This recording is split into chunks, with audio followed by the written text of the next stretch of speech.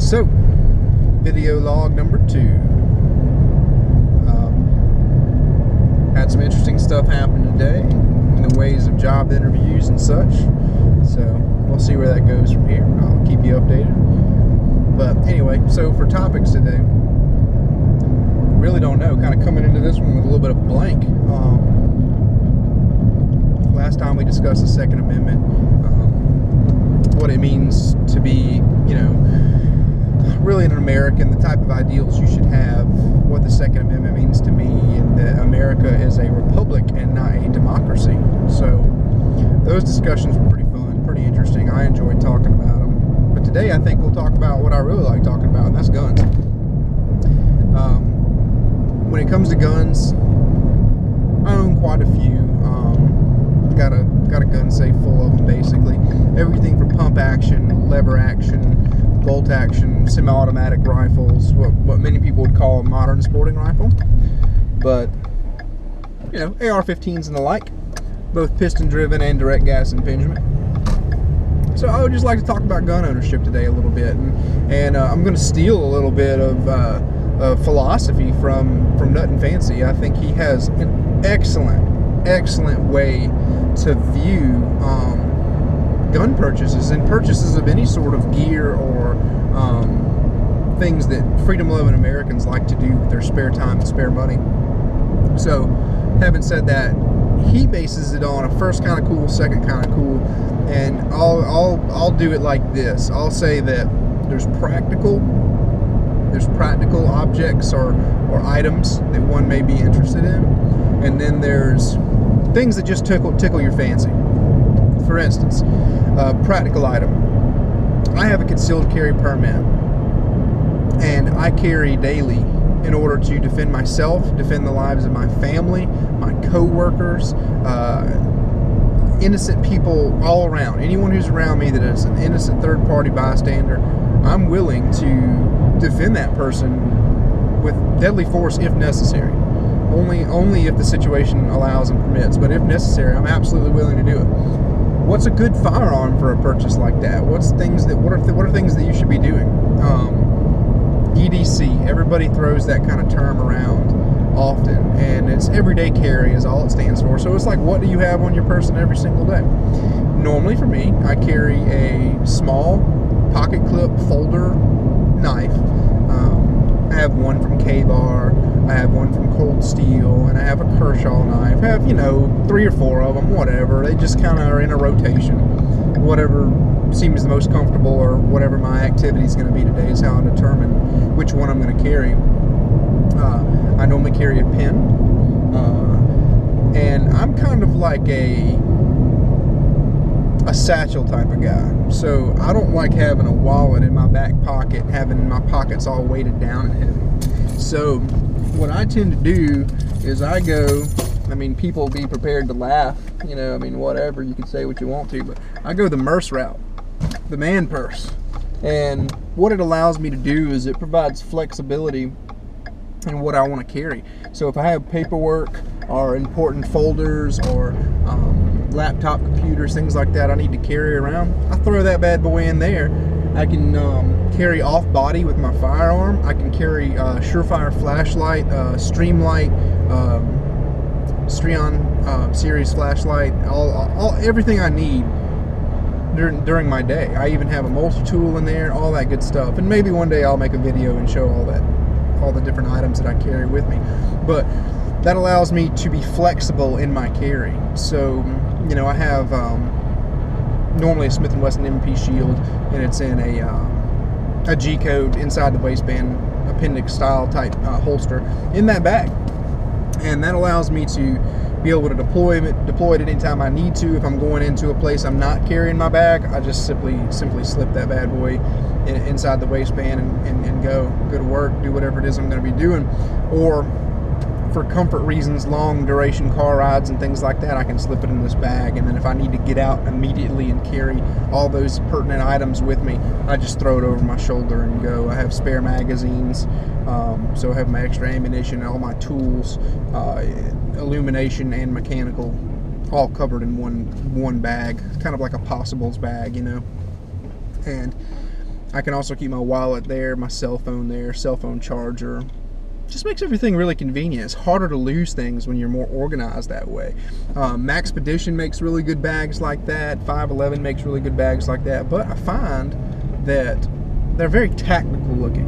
Whereas my olive drab green canvas, side satchel over here, man purse, it's just looks like I'm Indiana Jones or a college professor walking around. It doesn't scream, this guy's got a gun. And I kind of like that. I mean, not that I really care that people know that I'm carrying.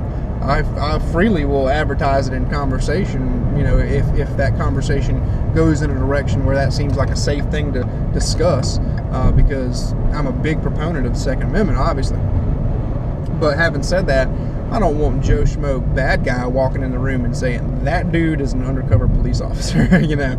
I want him to think I'm just any other person that he's going to be able to take advantage of, and that is a tactical advantage for me. Is the draw potentially slower from concealed carry or from carrying off body? Yes, but the propensity for me ever having to use it is pretty darn low anyway, and then if it does occur, the possibility that I need it that fast is also a fraction of the possibility. So when I look at it, at least I've got a way and a means to defend myself, and I can use a little bit of psychological warfare to give myself a tactical advantage in most situations. So that's kind of how I weigh things on the scales of justice about how I'm going to carry things. Good firearms for concealed carry. Let's go back to that practical versus tickle your fancy type purchase. Practical firearm, Glock 19. Glock 19 is super practical. I mean, there are probably 100,000 YouTube videos on the same exact topic. It's not compact. It's kind of a mid-sized gun, but most grown men that aren't of very small stature can conceal a Glock 19 on their body. So having said that, it's a great gun because it is small enough to conceal, but it is big enough to shoot similar to a full-size handgun, and it's got a 15-round magazine, so you got full-size capacity, a 4-inch barrel, you got good muzzle velocity coming out of that thing, and then you can pair it with any 9mm you like. Gold dots are awesome. Federal HSTs are awesome. I like the 124 and 147 grain offerings. I don't like 115 grain bullets. They're too light. But man, those things have proven track records with the New York Police Department. I mean, all sorts of different agencies. The military, special operations have been using a Glock 19 for a good while now. I mean, the thing works. So if I was just getting a one gun type deal, Glock 19, I can take it to the range, I can practice comfortably, I have large quantities of ammunition available to me, I have magazine interchangeability across the board on various different platforms. 9mm is a common caliber, I can use it for home defense and attach a weapon light to it. Covers the whole gamut. So that's that practical purchase. With something that's just kind of cool and you want it just because you want it, or like your Curo and Relic firearms, or things that you just think are awesome because they're awesome. So for instance, Springfield 1903 30-06 bolt action. You get an original one, you can find somewhere on the used market, gun broker or wherever, find it in your local shop or something, someone's traded it in, needed money. Those things are amazing. It's like holding a piece of history, similar to an M1 Garand or a carbine, or even the Mauser 98s, or yes, even a Mosin. A Mosin can have intrinsic value to it because there's history there. The thing has survived, potentially 80 to 100 years of existence, and it's still going strong.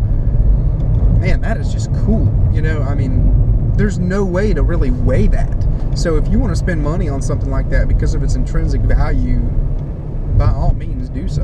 I mean, don't hold back on things like that if you have the liquid cash to be able to do it. Now, if it's, I feel the need to defend myself and my family, get yourself a mid-sized handgun that's reliable, that works. Get a Glock 19, Smith & Wesson M&P, full-sized or the C model. Get a Springfield XD or XDM. Just get something that's got a proven track record. You know it works, and it comes from a reputable company. And you can defend your life with it. You can have fun on the gun range with it, and you can easily teach your wife or other family members to utilize it to defend themselves if you're not there. I mean, it covers the whole spectrum. That is a utilitarian, practical purchase. As Dutton would say, first cool. Great philosophy. I watch his philosophy videos. They're awesome. I pretty much 100% agree with the guy on almost everything. Just look at track record, man. Pick stuff, track record. And it's out there. It's out there in video format. It's out there on forums. It's out there in actual written literature. So make your decisions wisely. With your intrinsic value type purchases, your second type of cool, as Dutton would say, man, find something that just really connects to you. You know, if it be a old German gun or an old American GI type gun, if it has some sort of connection to you, you know, granddaddy fought in the war and all this cool stuff, and you can just think that this is exactly what he would have had by his side, defending freedom and promoting liberty across the world. I mean, duh, right? I mean, if you can find something like that and you've got the money to spend on it reasonably, don't go broke doing things like that, guys. But if you really want it, your wife won't get too mad at you. If she's not mad at you ever, you're not doing something right as a husband. But if you can reasonably purchase something like that, absolutely do it, because it will bring happiness. It really, really will. It's not just some, you know, new techno gadget you spent your money on. It's something you can cherish forever. Pass it down to your children, and hopefully they will cherish it too. I'm sure they will. I know the guns that my dad has given me have just become impartable. I mean, there's no way I could part with those firearms, knowing what I know, that he gave them to me. Some of them he owned, one of them his dad owned, and then he owned it, and now I own it. I mean, it's just absolutely amazing. So I'll be able to tell son one day, you know, your great-great-granddaddy used this firearm to hunt deer, and, you know, in the 1950s and 60s. I mean, that is really cool. So don't be afraid of those type of purchases too, as long as you can justify them. So anyway, that's just a little bit of a discussion about how practical purchases and intrinsic value purchases can kind of affect your life. And in the firearms world, buy guns, guys. Buy guns. Don't waste your money, but if there's a practical use or a sentimental value attached to something like that, support the Second Amendment. Show the world that it's not some dying backcountry hick pastime that doesn't really mean anything. It does mean something. It's our history. It's our American value system.